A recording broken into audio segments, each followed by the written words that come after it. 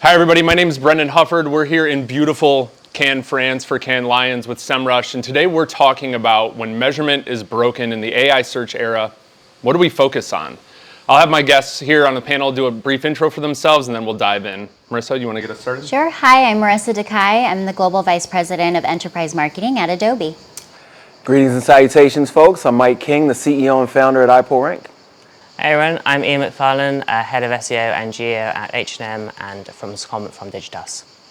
Amazing. We're talking about three really important things today. First is why, whether we call it AEO or GEO, why it matters now. We're going to talk about how to measure success in this new kind of zero-click world, and then how to optimize your MarTech in this kind of environment. I want to start with this first question. We've all been watching search evolve for years, and we've all dealt with algorithm shifts over time. I'm wondering what's actually different about zero-click and AI search now compared to explaining all these algorithm shifts in the past. Ian, why don't we start with you? So yeah, it's no question. It's no surprise this is being posed to me at Cannes. Like, SEO is a channel that is historically been really underappreciated by brands. It's been this really technical discipline, buried in the corner of performance marketing. It's been something that you kind of knew you had to do, but it was never something any CMO was excited about, right? Every CMO here today, this is top of mind for a good, for a good reason. This is an existential moment. This is not just about, are you able to kind of capture some of those kind of people in market at that time? This is, how do I show up as a brand inside AI search?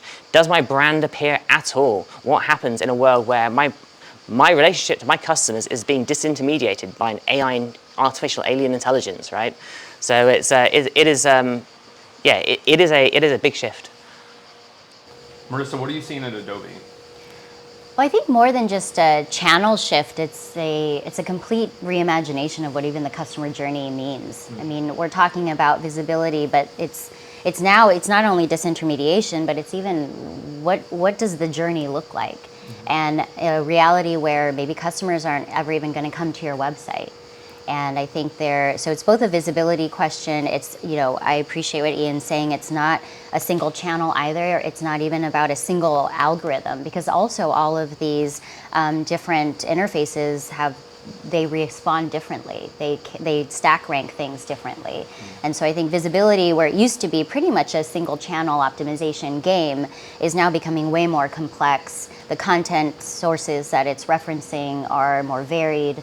So I think it's both you can't treat it like a single channel optimization, and it's a broader conversation about how the customer journey is completely being upended in the way that we know it.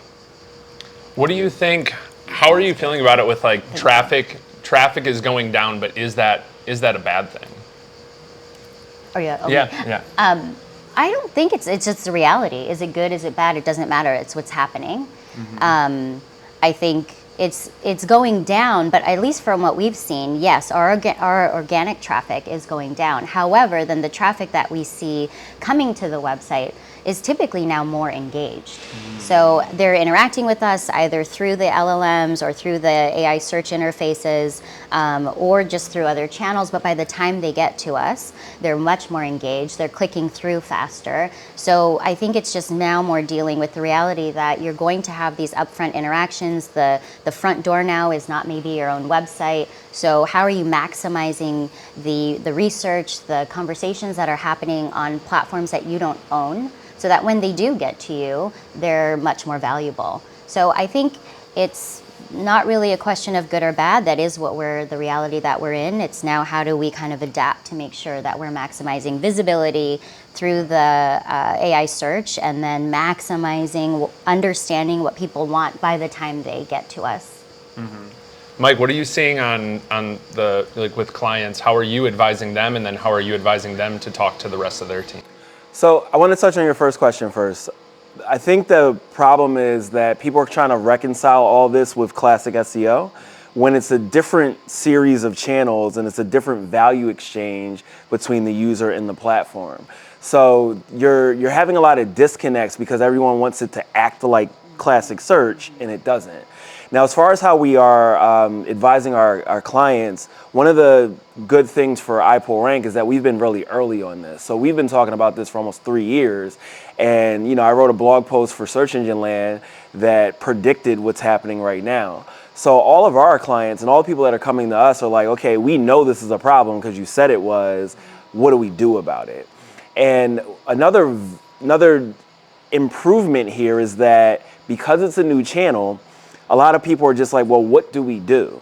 Whereas with SEO, it was always like, well, we got a guy in the corner that does meta tags, so we're all good.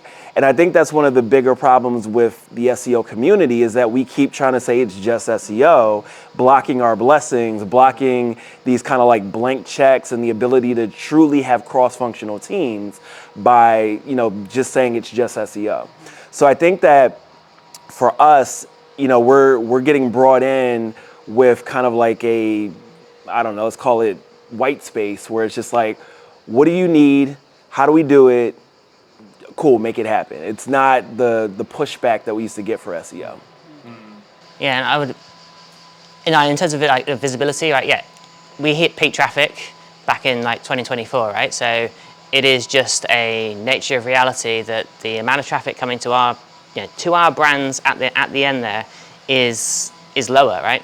But search is increasing. Not just AI search and like ChatGPT and Claude, but Google search is increasing. The pie is increasing. The amount of time people are spending actually trying to really dig into and use search as a way of discovering brands and solving their problems is growing, right? It's just that we see less and less of that picture because a lot of it happens inside that kind of black box, and we're just getting those, those really engaged kind of customers at the end. I mean, to touch on kind of Mike's point, is SEO, GEO, this is like I think it's in some ways it's like the most debated and most pointless discussion in the industry, Yes. right? Yes, it is partly SEO.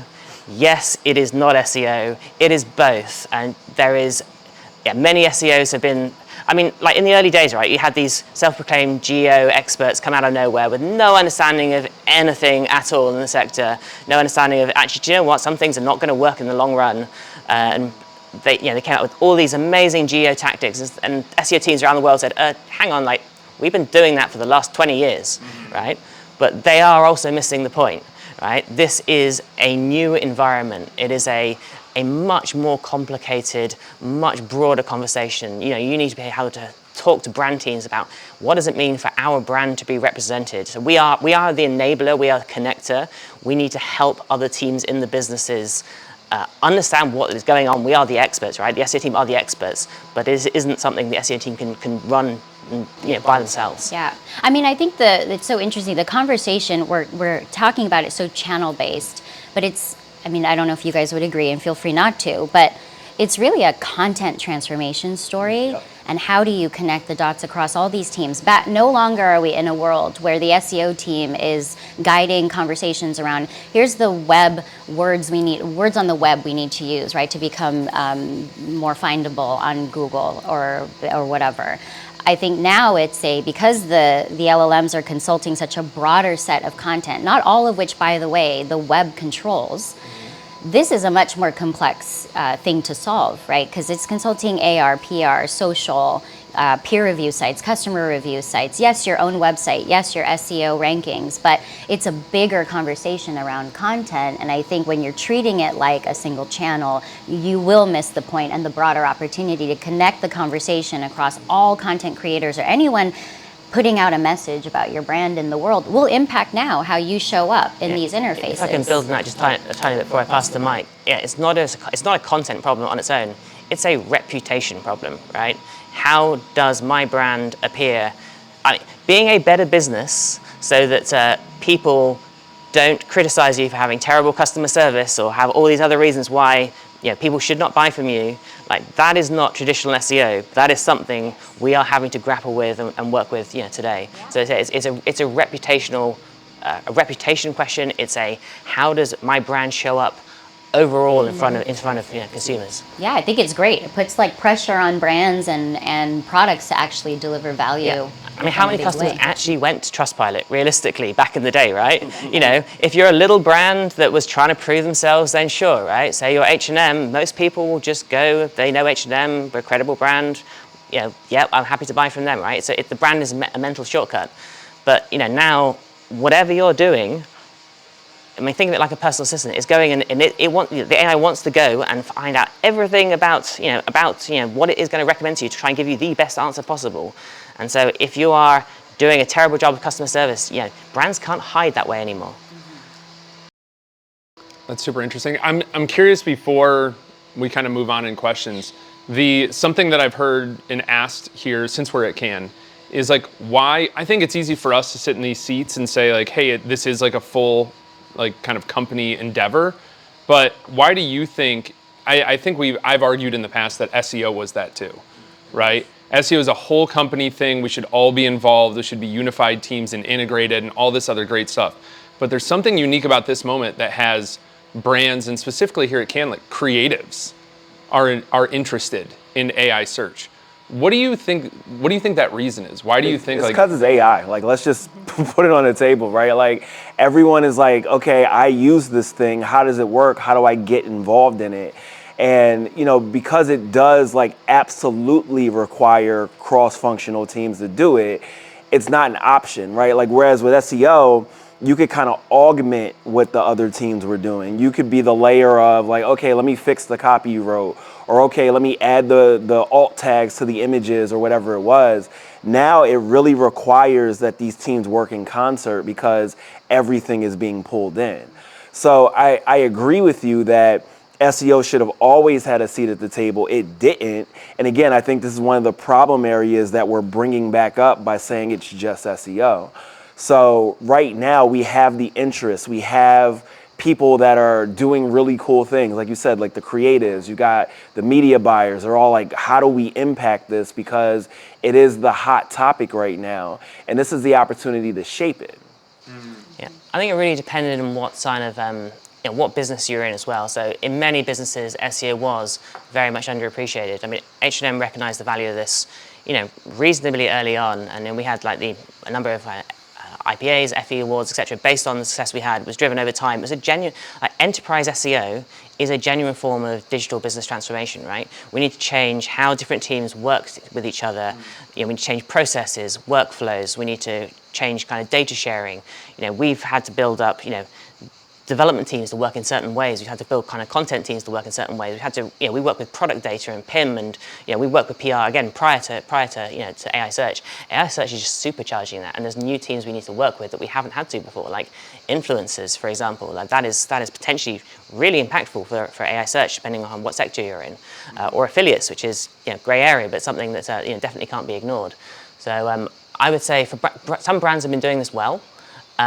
But even those that have been doing it well can't rest on their coattails, because this is a new challenge and there is more to do. Yeah, and I think the influence of these creators, and just going back to your like, why are the creators and the creatives so involved, is like, it's measurable now what their impact is to your own brand visibility. So they know that they're playing a bigger role in how you're going to show up in this new reality. And I think even ensuring that you're building your relationship, your how you're leveraging them, how you're valuing the voice that they have out in the world, that impacts how you show up. We can see it now in the tools that we have. So I think they're excited because their voice, I mean, they've always mattered, but it's visible now in the way that we're actually looking at the level of citation that's coming from these types of vehicles. I think one of the things I'm curious about, Marissa, something you said a second ago was, we're seeing more high intent. Like in 2026, if people are on your website, they really want to be there. It's not like before where they kind of begrudgingly had to click and read through a thing and spend all this time on site. Like, especially if they click over from an LLM, like I don't go into ChatGPT or Claude or anywhere thinking like, oh, I can't wait to browse some websites. Right, exactly. Right? So, but if I'm, yeah, and if I'm clicking through to your website, I'm a way more, like I really do sincerely want to be there. I think websites have to deliver maybe more than they ever did before. We maybe got a little lazy because traffic felt free and cheap. I'm really curious, but one of the things, is that the way you explain it, is like, hey, if traffic is down, that's fine because it's a lot higher intent. Is there anything you would add to that in terms of like explaining at the board level, at the C-suite level, like this is fine? Yeah, because I think the reality is, and I think Forrester published this, but about 80% of the time, by the time someone's, and I'm in the B2B world, so by the time someone's getting to your website, they've already had a short list of 3 to 5 vendors that they're consulting coming from AI search. I think, and I might be screwing up the stat, but about 80% of the time, they will pick one of the 3 in that short list that they got from the AI search interface. So not only is it important that you're visible in that conversation, but to actually be in the short list set is equally important, because then you have to assume that they've done most of that upfront discovery and research about you offsite. So when they are finally coming to you, they are in a deeper evaluation stage. So we do see them clicking on demos, requesting for information, asking for a meeting, going through our tutorials and our kind of fact sheet content a lot more deeply. We also see that when you correlate that to what they're doing on LinkedIn, some interesting things we saw is that if they engage with us 11 times on LinkedIn content, our own content, but we're pushing it on LinkedIn platform, they're also like 3 times more engaged with our content on the website. So I think there is this, they're still doing the research, it's just not with you. And they can do it a lot more efficiently through these AI search interfaces. And I think so again, the focus is less about the conversation on traffic. It's more, to me, on the visibility, on being part of the shortlist conversation, and then capitalizing on when they come to you. Are you providing the deep enough kind of content that they want to see to really be in the evaluation or deeper consideration phase of their journey? Yeah, the trend that we've seen consistently is that although traffic is going down, conversions have gone up tremendously. And it's to the exact points that Marissa is making here, is that the idea is that it's a more educated consumer that's clicking through. Like, they've done the research, they've done their multi-turn conversation, and they're like, okay, I'm going here to make an actual transaction, whatever that may be. So again, like, we've been having this conversation for a while now, and we warned people this was coming. And so as a function of that, we've had a lot of trust built with our C-level clients, and they're like, cool, well, as long as we're still getting the business goal, I don't care about traffic unless you're like a publisher, and then you really care, and I don't know what to tell you. But in most cases where there is some sort of like actual transaction on your website, you're probably still doing fine. Yeah, I like to think it almost like a personal assistant, the AI. It's doing a lot of what the consumer used to do themselves. Back in the day, you'd go and check somebody's guide. You start off identifying like the problem you have, and you kind of work through. You find like a product or solution to that. You would attacked by a wasp in real time here. Yeah. So yeah, back in the day, they would.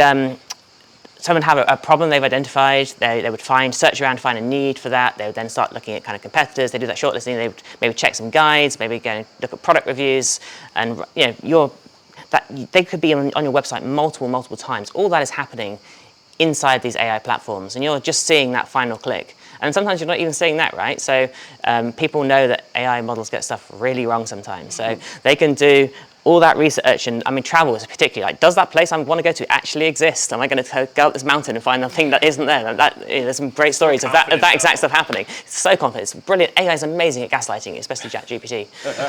So like you are seeing just that final click, and sometimes not even that. Sometimes it will be a final, okay, I will search for that brand in Google it's a validation step, right? Does that actually exist? Yeah, 40% of users that leave ChatGPT go to Google, presumably to verify information. And if you've got ChatGPT showing like 1 or 2% of your traffic overall, like I've seen various kind of figures out there, it's 3 to 5x that. So say it's 2%, is it actually 10%?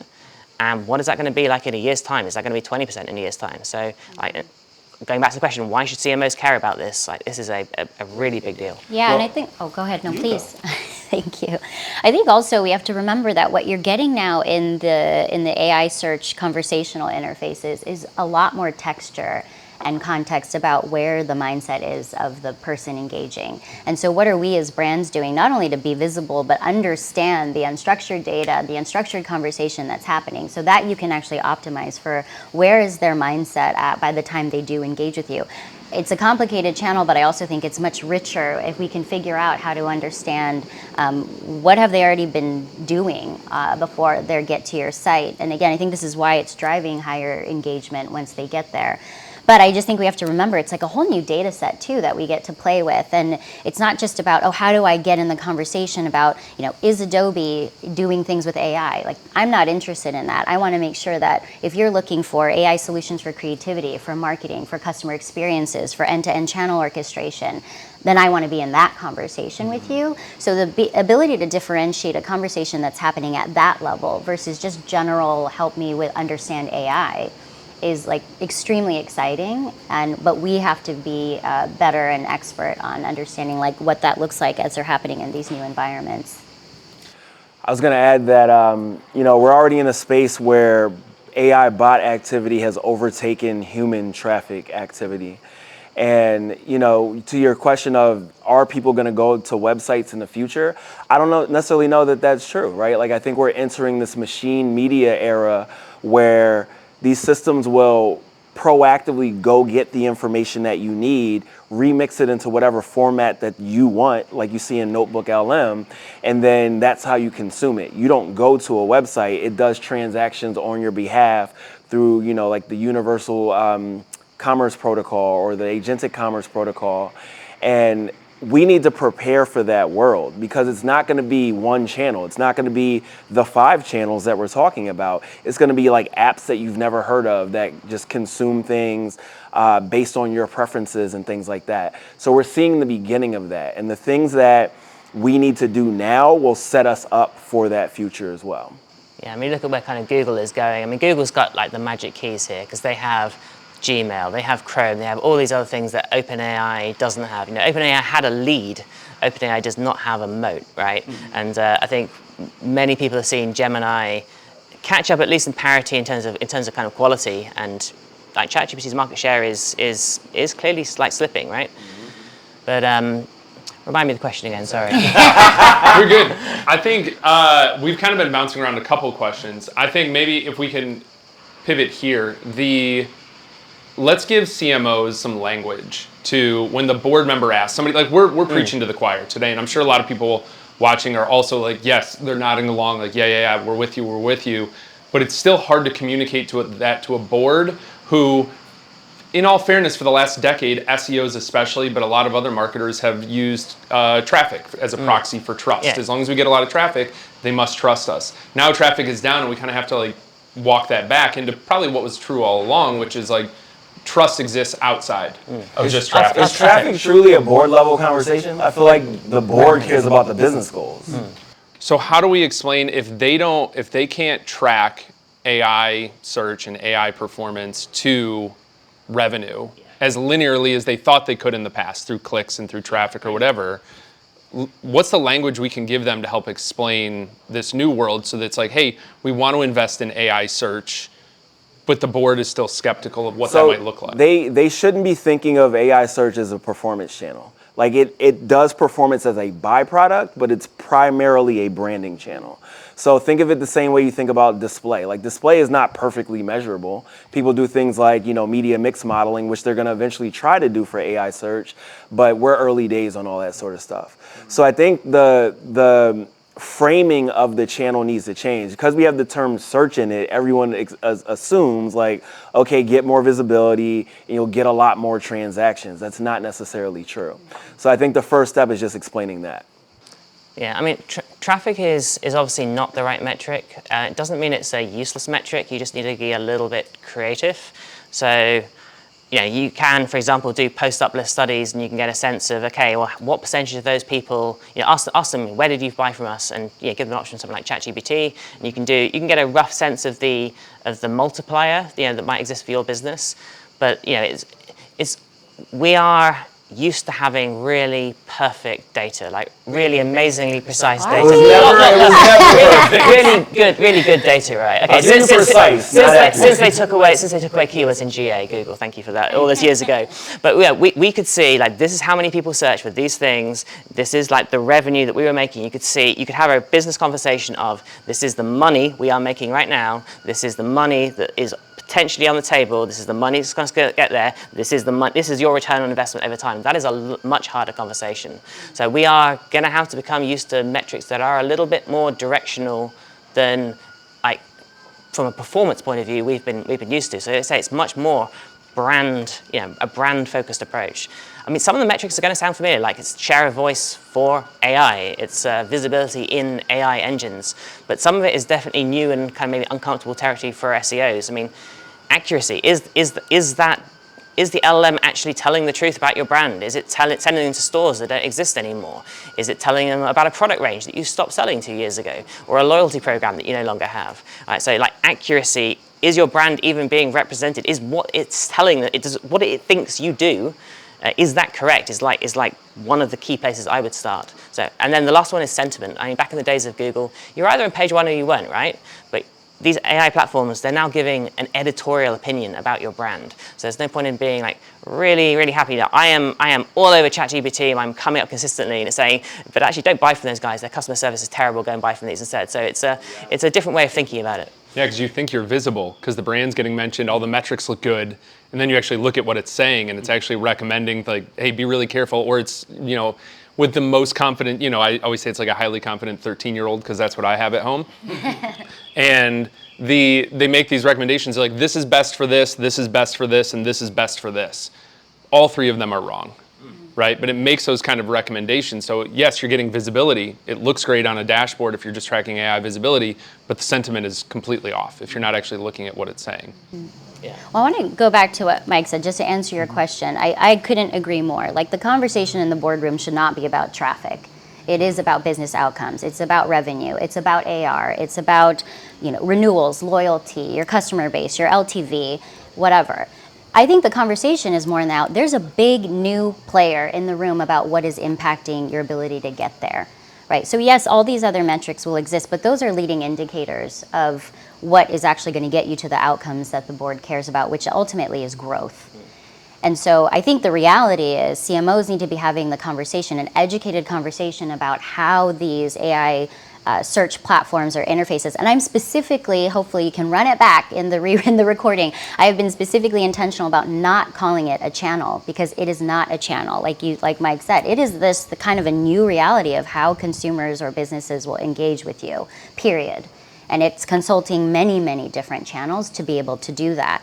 So I think the boardroom conversation is, this is a huge thing that is going to impact how people transact with us, how they find us, how they engage with us over the entirety of their lifetime value with us. So it isn't also just the initial acquisition channel either. It can be the re-engagement channel. It can be the channel that they, in the future, will be transacting with you many, many times over.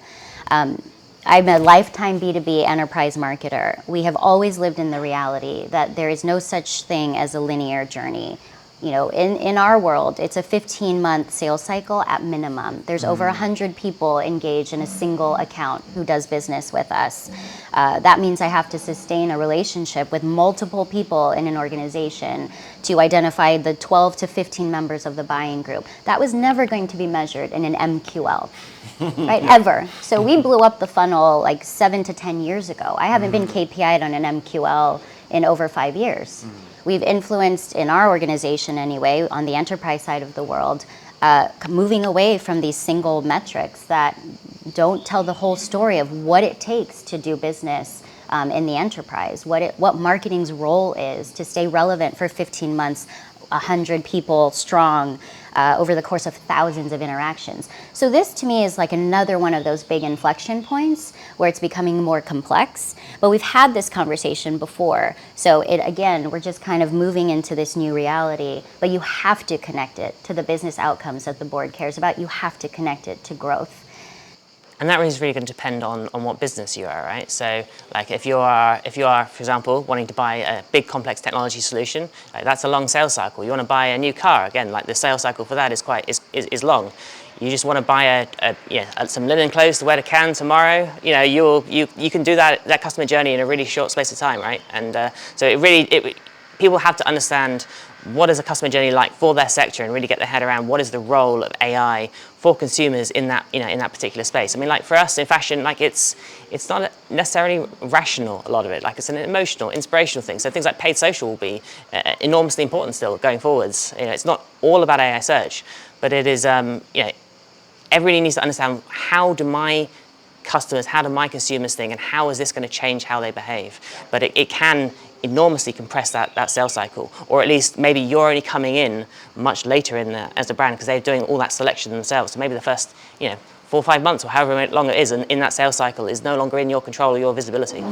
Yeah, I mean, whether it's a 15-minute decision or a 15-month one, I think the conversation has to be about growth and the upfront things that are now happening that are changing how you get there. And I agree, it can absolutely accelerate that, which is also another interesting metric that we should be talking about too. How does the interaction with AI search actually expedite the way that consumers or businesses, in my case, are transacting? Yeah, it definitely moves them faster, right? Because think about how you have to search historically. It's like, take your information need, compress it into Orwellian newspeak, read 10 different documents, realize your query was wrong, reformulate it, do it again, and keep doing that a number of times. Now all these systems are doing that for you. The difficulty though is that it's interpreting that, and you're kind of losing your own discernment because you learn things as you go. So I think this stuff is probably terrible for humans, but at the same time, it is speeding everything up and getting people to that decision criteria a lot faster.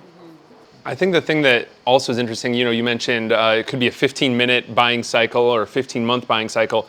That's from the point somebody decides to make a purchase. What precedes that, like we all know our sales cycle, but when I talk to marketing leaders and I ask, what's your marketing cycle? So they're often very unclear of that. They don't know, like, all right, cool. Well, imagine if once they raise their hand, it's going to take them 15 months.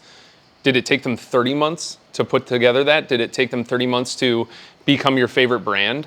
Like, think about it. If I go into a store and I try to buy a new watch or something like that, if Rolex will even sell it to you when you go in the store the first time, you an Omega, right? You can buy them at the first time. Like you go in a store to buy a watch, that might seem like a 1-hour sales cycle. But they've been becoming my favorite brand for 2 years before that, and I've been researching them and all these different things. And I think that's also interesting in this. We've been talking about this timeline and everything. I'm super curious, like what is the timeline CMOs should be thinking about looking at AI search? It probably isn't a daily check thing. I think we might all agree, like we don't need to be tracking this every single day. But is it weekly, monthly, quarterly, annually? Like what's the timeline? Visibility? Yeah, visibility, and also like trying to check on like, is this working? Is this impacting? Got you. So I think it's channel dependent, right? And the thing is that it is so volatile. Like it's not like classic rankings where if you had that #1 spot, you could keep it for a long period of time. It could be, tomorrow you don't have much share of voice at all. The next day you do, just because they're so volatile in that way. But the platforms that are requesting pages in real time, like your ChatGPTs, your Perplexities, and so on, they are easier to manipulate than a Google or a Bing, which is working off of their index. So you can see results very quickly in some of these environments. And some of the other environments, it's kind of like the standard 60 days that you would expect. Yeah, and it's going to really depend on which part of the model you're affecting, right? Are you affecting the core base learning of it? In which case, do you need to wait for like a model release to come out? Or are you affecting, just RAG, and that could be simple as, now you can show up in that kind of learning set from it through some content you've just published like immediately. But yeah, I mean, you shouldn't be checking this. I mean, if you check this daily, like it will drive you absolutely mad. You can't ever look at a single data point. You ask the same question 10 times the same day, you'll get 9 different answers, or maybe 10, right? But over time, with enough data points, you have to think in probabilities, you have to think in statistics. You have to think of it, okay, I've checked this every day for a month, and I show up 80% of the time. Last month I showed up 60% of the time. Like, that is the kind of way people need to think about this. It is not precise, it is all about probabilities and likelihood of appearing. It's like rankings, for example. You shouldn't be looking at, like, what order do I appear in that LLM response? Now, people will, absolutely, just like in Google, they'll check the first result, but it changes so often, that is just not a useful enough signal. It's simply about the amount of time that you are present and the way in which you are spoken about, positively, negatively, or neutrally. Are you being recommended over a period of time for the topics that are relevant to your customers in that buying journey? Another thing that's important, and perhaps not at the CMO layer, but within your organization, someone should know the methodology of the tool that you're using.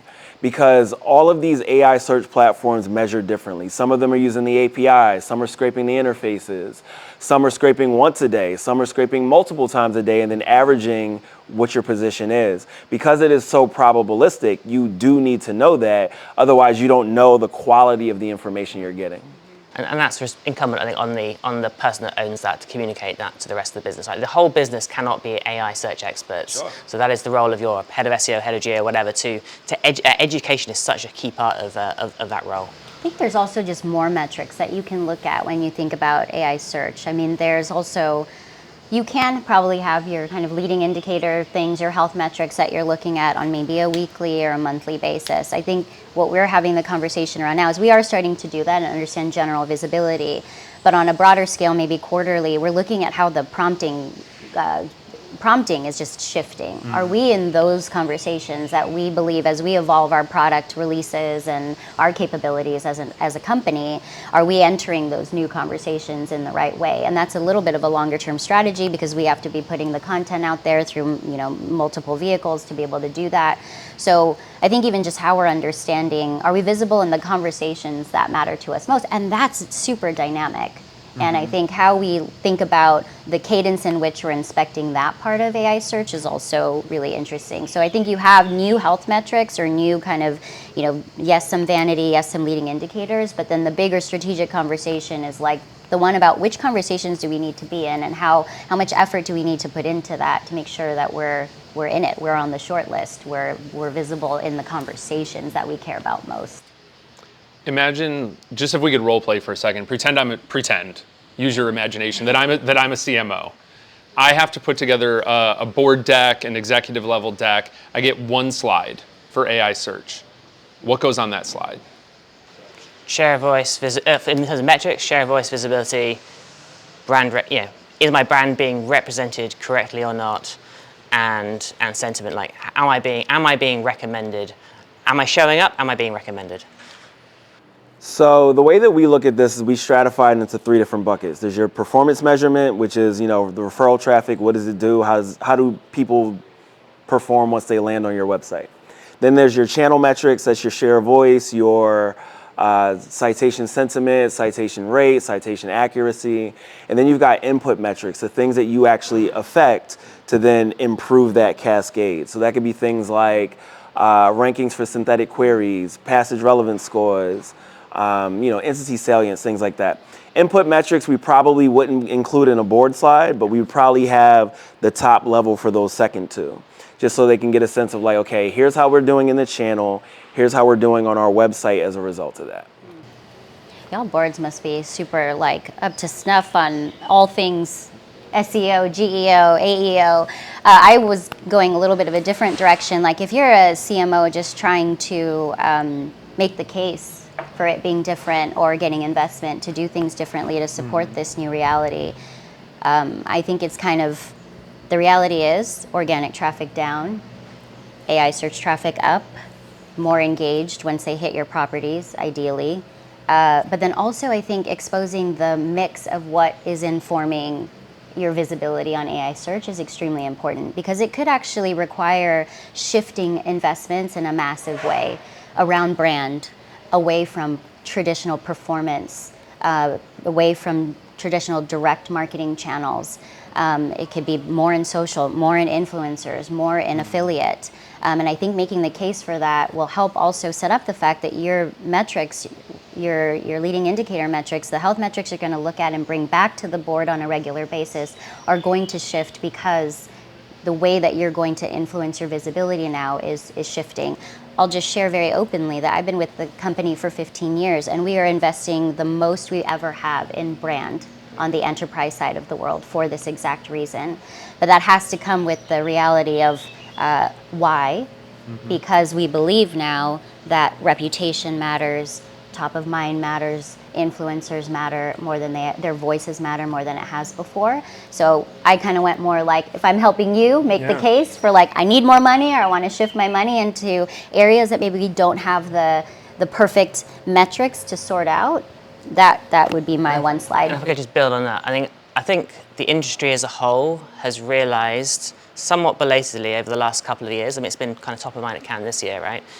We have over-indexed as businesses on the sugar rush of what is easily measurable to the detriment of what is going to drive value over the long term. And that's kind of building a brand, building something of kind of intangible value that will kind of see you through kind of good times and bad times, rather than just kind of try and chase that just because you can see the exact amount of money you're going to get for that exact sale from kind of some kind of performance performance focus.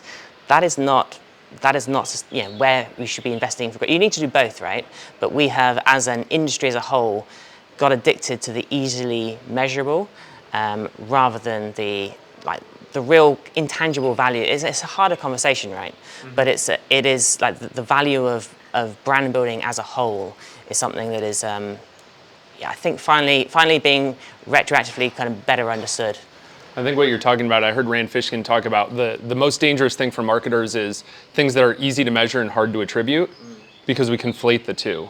On the attribution side, at the CMO level, are we sharing self-reported attribution for AI search? Are we trying to tie that to revenue, or is it better to just stay, here's how we're doing in the channel, and then we're giving like an overall type of like revenue impact report? Yeah, that's what I'm saying, where I'm saying that we like stratify it, because the revenue stuff is going to be the performance numbers, right? Whereas what's happening in the channel are those channel or brand numbers. And so, because again, beyond what you can see from the referral traffic, it is difficult to attribute like, okay, this definitely came from AI search. And again, as like media mix modeling for this matures, you'll probably see more come out of it. But right now, it's really just the performance measures that you can definitively say you're getting. Yeah, couldn't agree more, because again, if you do that, then you're narrowing AI search into a channel conversation, which you absolutely do. I would not recommend you do. I think as we've invested more in brand, what it's allowed us to do is now understand the halo effect of when we put a brand investment out in the market against our performance investment cross-channel. How do all these things lift? We actually decrease the performance side of our investment to invest more in the brand campaign, and we are seeing a lift in those metrics because of the deeper engagement once they hit the site. So I think when we talk about attribution, we aren't talking about AI search as a channel inside of that attribution. It's contribution to whatever performance metric we're looking at.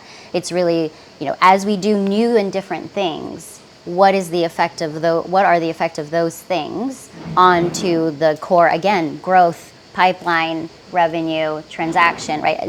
That is still the end goal, but you have different means to do that. And the interaction between the way that you're investing in different channels, like for us with brand, how is that lifting everything? Is it lifting everything or not, right? And so we wouldn't be able to sustain the level of investment we're making in the brand campaign if we weren't seeing the halo effect onto the performance, the core performance metrics. So I think that's the shift for us, is then how do you build that relationship between the two in a stronger way? But I'm not kind of now inserting, AI, ChatGPT now is, 2 points higher in its channel contribution to my end goal, because that would then narrow me into quite a limited way to think about what's happening with AI search. I won't ask you how much you've spent as a company here at Cannes, but the investment is significant, right? Like you're everywhere here. Is that how you're thinking about an investment in an event like Cannes Lions, where it's is that brand? Yes. Yeah, how you see us on the cassette, at the airport, et cetera. We're not doing this everywhere in the world every day. We're very strategic, obviously, being here. But yes, we want to be in the AI conversation. This is a creative festival. We want to be in the conversation here with our creators. There's a lot of marketers and brand leaders here. So yes, we are making conscious investments where we believe the conversations that we need to be in are happening. Yeah, and just one small build on that, like brand still functions as a mental shortcut for people. And in the world of AI search, when you have these, I bought a phone earlier this year, for example, and it's back in the day, I would have gone and I would have spent all this time reading out all these different specs and all that kind of detail. And instead, I just spoke to my AI and I asked it, these are kind of the key requirements I want. Give me your recommendation on one of the best phones kind of for that specific need. But the fact that the first one was a brand that I knew and trusted, and I was like, yeah, that sounds about right. Like, consumers across the board, they're making a judgment call. They know the answer's not always going to be right, but they're making a judgment call based on like how big a deal is it if I buy it, if I spend money on the wrong thing, if it's a big holiday versus something kind of smaller. Which phone did you buy? I bought a Pixel 10, right? Yes. The good phone. Yeah, without a curved screen. If anyone's ever used a phone with a curved screen, what were they thinking? Seriously. But yeah, the fact that it's a brand that I understood and trusted, I want like a stock Android, for example. But if it had been like some no-name Chinese brand, it might have been a really good phone, right? It might have been, but I would have had to go and do further research into that. So the investment that Google's made in, pitching the story about, obviously impressed that I read about the Pixel 10. It's something that I knew was a brand I would have had in mind if I was going to do that research, right? The fact that it came up in AI search, like, just because the AI search mentioned it doesn't mean that's the only contribution that it had. It was a purely AI thing. Like, brand had that enormous role in my customer. Yeah, almost like permission or confirmation, right? I'm curious, I think we've kind of danced around this, but I want to answer it concretely. When it comes to AI search, what are vanity metrics that are there any vanity metrics you think CMOs or marketing leaders are overly focused on? And if there are some, what should we ask them to replace that with? Rankings, because at the moment the models, there's some studies showing that, because all the answers change every time you ask them, right? But it's the position inside there, though, again, it is really important. The data, it just isn't good enough. It changes too often to measure the exact performance of whether am I first, second, third inside that particular answer in ChatGPT, for example. It's about presence. It's about whether you're being recommended across the board, in a probabilistic sense. Share voice by itself, because you don't know what it's saying about you just from looking at share of voice. You may say like, oh, you got 40% share of voice, but if all of that is saying that your product is terrible, that is not good. Or all that is saying something inaccurate, that's not good. So you need that in context with the sentiment and the action. Yeah. Agree with what both of them said, and I think what would I replace it with is brand visibility. It's much broader, more comprehensive. You need to unpack what that means for your business. But I think we should be moving the conversation to brand visibility. Yeah, and I like that because you could make that a composite metric that weights those different elements in the way that makes sense for your business. And I'd say it's about your brand being, when we're talking about like share of voice, it is share of voice for your brand, not share of citations, right? Your brand being being present, being recommended is kind of the closest analogy to you being on page 1 of Google. You're either in that consideration set or not. Most people never went past the first page of Google. Most people will never kind of search a few times to ask the question over and over again to see if you're another brand comes up. But it's share of citations. Citations explain some of the why you're there, but they don't explain. They're a supporting metric. They're not a success metric. If I'm going to be CMO Brendan again, and if you're trying to convince me to make more investment in AI search or shift like a significant amount of my marketing budget toward things that we've talked about, there's a lot of things that influence this. 2 questions. Let's maybe start here. 1, let's say I have a siloed team. People are on their channel, right? We have social, we have SEO, we have brand, we have whatever. Who needs to talk to, what does the restructuring of that look like? Who needs to be working with who? How would you recommend thinking about that? Yeah, I think you need to stand up a tiger team for this sort of thing where you have a representative for each of those groups and then you guys work together on what the strategy is and then they take their component back to their team and run it. What was your second question? I'm sorry. I haven't asked it yet. Okay. Yeah, I mean, you need to have somebody who's, your SEO, GEO team needs to be overseeing this as a whole, but there was an expression in SEO like a long time. Everything somebody in SEO does is somebody else's job, right? We need a development team to build stuff for us. We need copywriters to write stuff for us. We need people to take photo shoots for us. We need people to go and speak to top tier publications. We need people to go and manage those very tricky influencers, right? We are a connector. We need to help the business understand what do we need to do, where should we be spending those investments, and then work with those individual teams to get what we need from them. And then the CMO's role is to knock down the obstacles that get in our way. So if we can't get, we've tried our best to get the development resource we need to allow AI bots to actually find our content, because it's all in JavaScript, for example, then that is a conversation they can have on our behalf if that's something we can't do ourselves. But yeah, they're an enabler and an unblocker. I'd say we're actually standing up pods, so very much thank you, Mike, for the recommendation. But we're creating these pods that are cross-channel, cross-functional, including content, even our narrative team. But we have members sitting in a small group around whether it's a product or a persona that are coming from email, performance media, brand media, content, the web team, narrative, because that's what it takes now for all of those guys to be aligned. And each of them plays a very significant role in visibility, but they need to be understanding of, they have to be talking the same talk across every single channel that they own so that we can influence the broader conversation that's happening in AI search. So I think absolutely that needs to happen. I'd also say we established some new roles that we're experimenting with, like we're calling it kind of a digital journey or a journey orchestrator role. And their job is to literally steward the conversation between these cross-functional groups, look across everything. Are we orchestrated in a significant way across all the levers we have at our disposal to maximize the impact in the conversations we need to be in? It might sound like a vanity role, but it's really not. This kind of conductor of all the things is extremely important now. Conductor was definitely the word I was thinking while you were saying that. The second question was if we want to do shift investment from other things into something like this. That sounds like that's part of your answer. If we wanted to shift 20%, let's say hypothetically, of our investment over to this, part of that would be a different role, right? We're going to invest in a new role, this sort of conductor role. Where else would you make those investments at the CMO level? Like, what is that? If we wanted to shift that over, what does that look like tactically? The role is part of it. Is there anything else?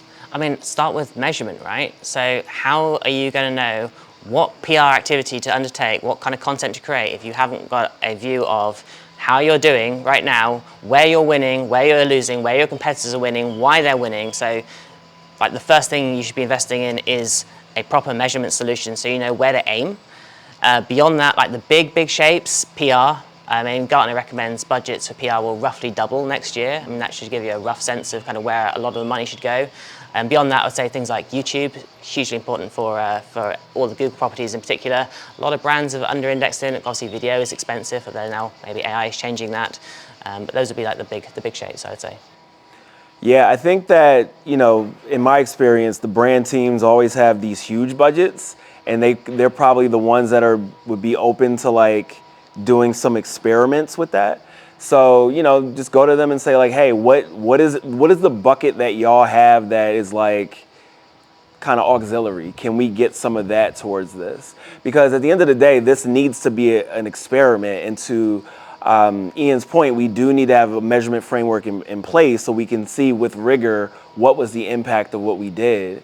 But I would say, like, if you can't get it from the brand team, perhaps it's just like a certain percentage of budget from each of those teams that's involved, and then use that as the baseline, see how that goes, and then ramp up from there. Go ahead. No, I was just saying tie it back to their goals, right? Like if you're this team or you're that team, figuring out, this is just, how you work inside of a big company, but it's like, what are your goals? Awesome. I'm going to ask for part of your budget, your time, your whatever, but it's to get you to these goals. And here's directly how what I'm working on ties to that. Yeah, the best in-house SEO is not your most detailed technical expert. It is your communicator, your collaborator, the person that can get people on board, that understands the technical detail, but might have like specialists that like stronger them in a technical area, stronger them in like an outreach area, but who can kind of tie that. I mean, it's a more senior role now. You need to be able to speak brand in a way that maybe you didn't in the past if you want to be really successful at it. I like what you just said. Like this is more of a senior role than maybe, like we can't just have a junior SEO specialist be the one that is this conductor or this person leading AI search or whatever it is. Yeah, they don't have enough business acumen for that. They're typically very channel focused. You need someone who understands business, understands strategy, can, orchestrate, like we're saying, like get other teams on board. And SEO has historically just showed up and say like, hey, you did this thing wrong. And you don't really ingratiate yourself with people in that way. Yeah, we're moving away. We're moving away from a world where like you are going to need to hire these tool operators or these experts, right? Like, yes, we're talking about AI search here, but the reality of agentic in general is that It ideally will help take away kind of the administrative tasks of having to go deep and expert in a single tool, and you will need the skill set. And I'm not saying it's eliminating roles, it's evolving roles, but you're going to need the skill set now of these strategic dot connectors who can look across and understand the interactions between these channels, between the functions, and how deeply it impacts AI search. But I want to go back to your 20% reallocation question, because we've already done that. We reallocated actually 30% of that. Yeah. But part of the conversation was we didn't go and ask for more money from the board or from our CFO. We hit the existing kitty and said, if we believe in this, guys, you're not going to go do these events. You're not going to go market on these channels anymore. We're going to take our investment down on XYZ by 10, 20, 30, 40%. We're going to pull out of maybe some geos or markets entirely, because that's how much we believe we need to invest in a brand campaign for the enterprise business right now. And so that's kind of one thing. The other is, if you don't feel comfortable having that conversation, the first investment you should be making, and I wouldn't be a good marketer if I wasn't about to say this, is on brand visibility. And Adobe has Adobe brand visibility now. So I think if you don't know where you are in the conversation, I would be investing in that tool first. Before you start spending money on brand campaign and all these other things, when we talk about measurement, if you don't have that, invest in a tool, invest in a platform that allows you to deeply understand what your visibility looks like, what is it citing, what prompts are you in the conversation in or not. I think you have to start there, and then it will inform all the other ways that you need to shift your larger marketing investment. I think what I'm hearing, to summarize from everybody here, is if I'm at the CMO level, it's investment in tooling and tracking, of course, but it's not just, I think historically it was, if I want to do better, I have to help my people get better at their channel, at their job, or even just communicating internally. And now it's, I have to kind of give everybody an MBA, right? I have to have everybody on my team come forward and become more senior at the business level, understand how the whole business, especially if I want to, if you're Adobe, you want to promote from within, right? You've been there almost 15 years, right? If I want to have that type of career journey and longevity at a company where I have all of this great context and everything, you're so valuable to the business, you can build kind of, to be fair, like a defensible career. I'm going to bring my team forward on the business level and not only AI search. Or I think maybe what we're saying is they're the same thing. Right, totally. And this is not a do more moment. This is a do different. And I think we have to help our teams understand what different means. Because I think a lot of folks are feeling it's moving fast, faster than ever. The pace is outrageous right now. The rate in which you need to test, experiment, innovate, gather new skills, it's happening at the fastest speed I've ever seen. But that doesn't mean more. It can feel overwhelming and just feel like, oh my gosh, I have to do this new thing and this new thing and this. No. And that's why we're really strategic about having a conversation about what trades are we making. We get told like, oh, just say no, do the trade-offs. Yeah, but when do we actually do those? But in this moment, we have to do that now with the teams. This has been really helpful. I'm super excited about this. I think we gave CMOs a really tactical way to grow their team, build their team, how to think about AI search. Close this out, make sure you check out the new AI Search OS by SEMrush. There's some really cool things in their academy and their courses. Also make sure you check out Spotlight October 13th in London. I'll be speaking there. Some other people that are here with SEMrush here at Cannes this week are also speaking there. The future of brand visibility starts at Spotlight. We'll see you there. To close this out, I also want to talk about this really cool AI visibility index that SEMrush just put out. This is really cool. First of all, if you are a brand, if you're a CMO watching this, please, when you put out new data reports or anything interesting, make something physical. It is better for the sales cycle. It's amazing for customers. Let's make I know we've been talking about AI search. There's such value in making physical things. I don't think anybody does this better than SEMrush.